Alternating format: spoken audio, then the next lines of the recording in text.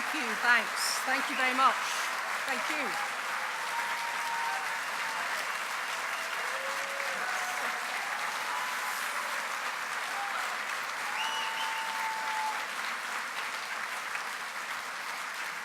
Thanks.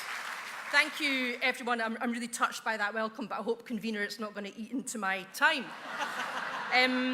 It's not often you get to come to the conference podium to propose what you thought was an innovative idea, secure in the knowledge that the First Minister has already adopted it.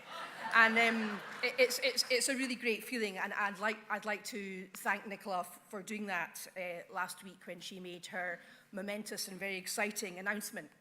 When Chris Hanlon and I got together to propose this motion earlier this year, we thought we might have a bit of a struggle to get it onto the conference agenda, but we succeeded because so many delegates gave it their support, and I'd like to thank you for that as well.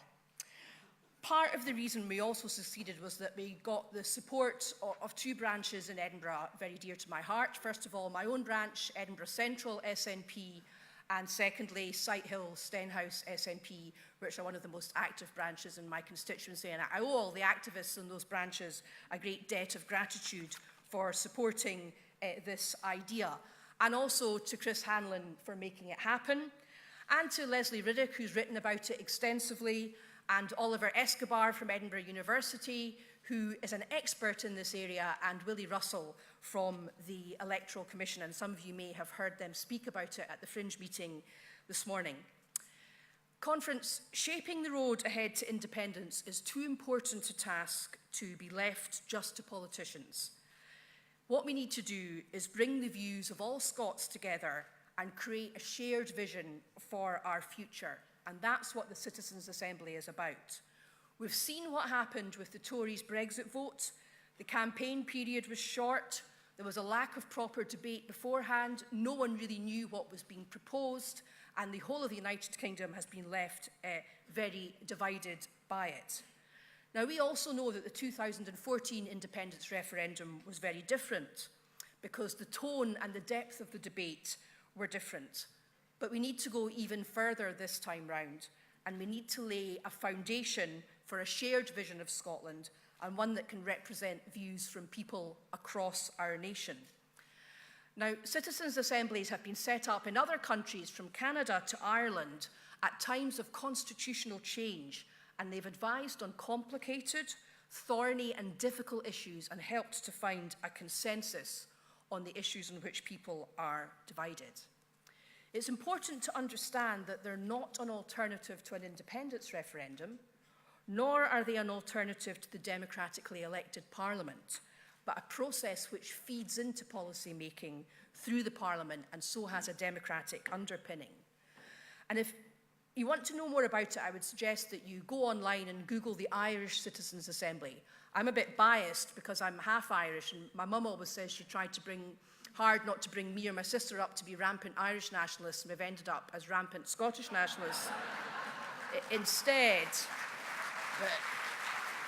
But still, I can tell you, there's still a good bit of Irish nationalism in there as well, and I think Ireland has been a shining example for Scotland recently of what equality in a union really means, equality in the EU as opposed to inequality in the UK.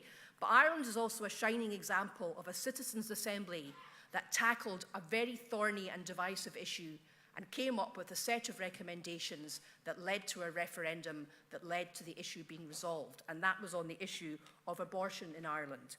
And if a citizens' assembly can bring people together over an issue as fraught as the abortion issue was in the Republic of Ireland, then it can do so in Scotland as we prepare our vision of what an independent Scotland should look like.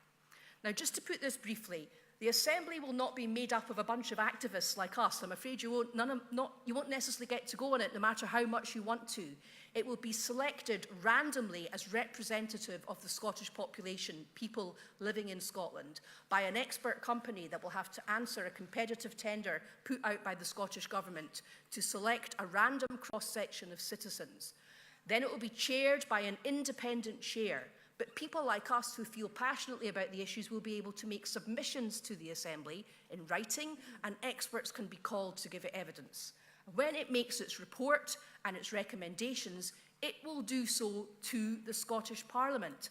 And of course, we know there is a majority in the Scottish Parliament in favour not just of independence, but also in favour of the idea of a citizens' assembly. Because when Nicola proposed it last week, Alison Johnston from the Greens got up and enthusiastically endorsed the idea. So there will be the democratic underpinning for this assembly. As to the issues it will tackle, that will be for my colleagues such as Jean in the Scottish Parliament. But random selection will be a defence against vested interests. Now, I'm not going to say much more because I suspect I'm running out of time, but what I will say is... Joanna? Sorry? You're out of time, Joanna. No. Sorry, I'm so deaf, I suspect she's saying my time's up.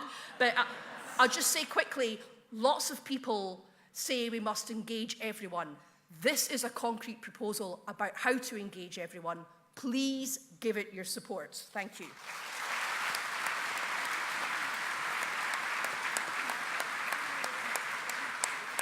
Thank you, Joanna. We now have Chris Hanlon to second the resolution, and if I can ask Craig Lundy to make his